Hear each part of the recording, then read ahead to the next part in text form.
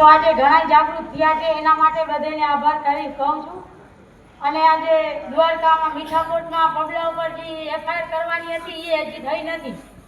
ગતમાં 30 જણા ઉપર ફરિયાદ કરી, મને એવી ખરાબ ગાળું બોલી હતી, એમાં કોમેન્ટમાં એ ફરિયાદ કરી. કાલે બધા પોલીસવાળા પકડી આવ્યા અને કેટલા મારા ઉપર પણ અત્યાચાર થયા છે. એટલા પોલીસ ઢળી મારી છે, કેસ કર્યા છે, તો કાંઈ કરવામાં આવતું નથી.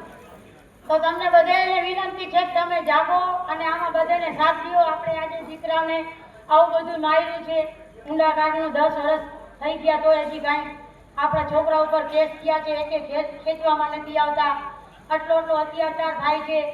હવે તો ઘણા કેસે કરે છે એટ્રોસિટીના, તો એના ઉપર જામીન થઈ જાય છે, એ સારું નથી. જામીન એ લોકોને મળવા ના જોઈએ એટ્રોસિટીમાં. પહેલાંય મારી માંગણી હતી અને હજી એમાં મારી માંગણી છે, એટ્રોસિટીમાં જામીન ન થવા જોઈએ અને પાછી ખેંચાવી એ ના જોઈએ. અને આ પગલા ઉપર હજી ઓલી થઈ નથી ફરિયાદ, તો એને તમે કાંઈક કહો, એના ઉપર તમે કાંઈક બોલો. એમ આવી રીતે બોલ્યો છે, લખ્યું છે ખરાબ શબ્દ, તો મીઠાકોટના એ ધારાસભ્ય છે એટલે એના ઉપર નહીં થાય, કાંઈ થશે કે નહીં થાય તમે કહો, તો કઈ થશે? અમે લડાઈ ચાલુ જ રાખીએ છીએ, પણ પગલા ઉપર થવું જોઈએ કે ના થવું જોઈએ? આટલું બધું અમે મીઠાકોટમાં સંમેલન મોટું બધું કર્યું, તો પણ કાંઈ થાય નહીં તો એનો ફાયદો શું આપણાને?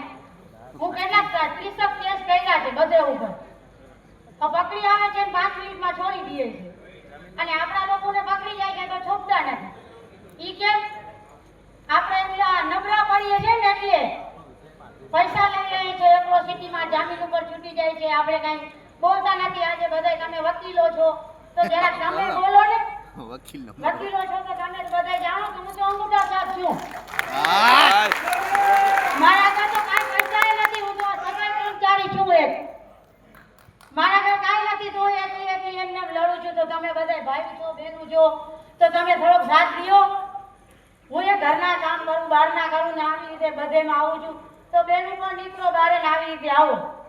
આજે આપણા ઉના ગામમાં છોકરાને આવું માર્યું છે અને આપણાને ન્યાય ન મળે તો એ શું કામનું બધું કયો? બાબા સાહેબે એટલું બધું આપણા માટે કરી ગયા છે, તો આજ આપણે ફરજ બને છે. ખાલી આગેવાન બની બેઠું રહેવાનું કાંઈ છે નહીં. આગેવાન બનો અને તમને બોલાવે તો તમે આવો, અને ખાલી ફાકા ફોજદારી કરીને વયા જાવ એમ ન આવે. સાચી વાત છે. જીતુભાઈ કીધું હતું કે આપણે માર ખાવાની નથી, આપણે મારે તો સામે મારો, તો તમે મારો એકબીજાને, પણ કાનૂનમાં રહી.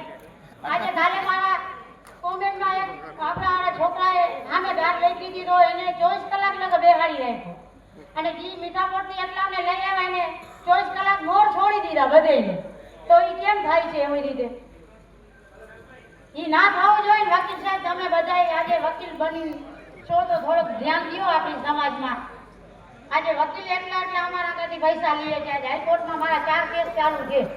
નોરડા મેડમ મને ઢેલી મારી હતી, રૂમમાં પૂરી મારી હતી, દવાખાનાના કાગળિયા છે, બધા ડોક્ટરનો વિડીયો છે મારા ઘર, તો કાંઈ થતું નથી. કેમ? મને કહેતા હતા 9 લાખ રૂપિયા લઈ લો ને આ કેસ રફે બધે કાઢ્યો, મેં ના કર્યો, તો મારો વકીલ ફૂટી ગયો.